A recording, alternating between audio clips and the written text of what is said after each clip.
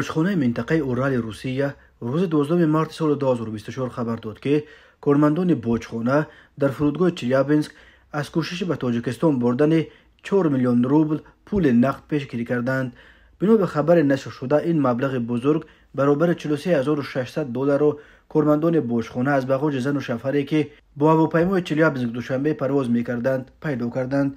مسافران نمی‌دانستند که باید مبلغ‌های پول نقد از 10,000 دلار آمریکایی بیشتر را در بوجخانه اعلامیه کرده نشاندند. نسبت به مسافر مرد بر اساس ماده 16 قسم 4 کودکس حقوق ویرانکنی مأموری روسیه پرونده مأموری ترتیب دادند.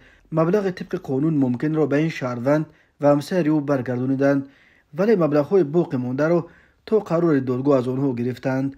گفته می شود در خبر تفصیلات دیگر آورده نشده است. خود این زن و شوهر که با چنین پول زیاد در فرودگاه چلیابینسک به دست افتادند برای شرح قضیه دسترس نیستند.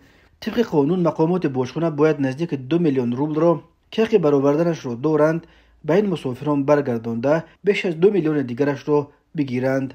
در روزهای آخر این علاقه دومین مورد با مبلغ‌های بزرگ در فرودگاه‌های روسیه به دست افتادن مسافران روی تاجیکستان است. ماده 16 قسم 4 کودکس حقوق ویرانکنی‌های مأموری روسیه برای بدون اعلامیه از مرز اتحاد اقتصادی اوراسیا بیرون بردن مبلغ از معیار بیشتر همچون جزا و جریمه به اندازه از 50 تا 2 برابر مبلغ یافت شده و یا مصادره این مبلغ یافت شده را پیش بینی می‌کنند.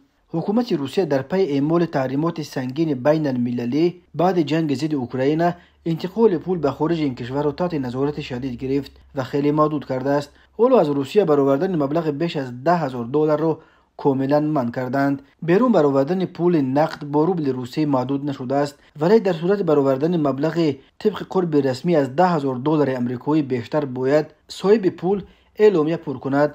در صورت با خود بردن مبلغ طبق قرب رسمی بیش از 100,000 دلار شهروند باید در برابر اعلامیه به کارمندان بوجخانه همچون سندها درباره منبع رسمی این پولها با خود داشتنش را نشان بدهد.